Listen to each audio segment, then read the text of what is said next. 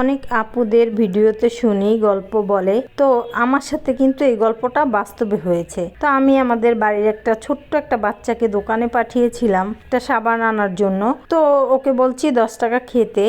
ও ঠিকই ওই সাবান পায়নি, সাবান আনে নাই, কিন্তু ও 10 টাকা খেয়ে চলে এসেছে। তো ইদানিং অনেক আপুদের ভিডিওতে শুনি, আর আমার খুব আপনাদের সাথে শেয়ার করতে মন চায়। বাস্তবে আমার সাথে এটা ঘটেছে।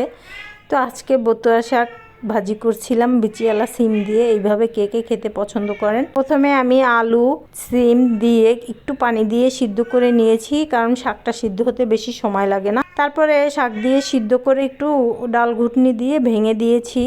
এভাবে শাক ভাজি খেতে কার কার ভালো লাগে? একটু ভর্তা ভর্তা টাইপের, আমাদের দেশের বরিশালের ভাষায় বলে ভর্তা ভর্তা টাইপের এই শাক ভাজিটা আমার কিন্তু খুবই পছন্দ। আপনারা একদিন হলো ট্রাই করে দেখবেন। আমার বিড়াল কিন্তু আমার সাথে ভয়েস দিচ্ছে। আল্লাহ হাফেজ।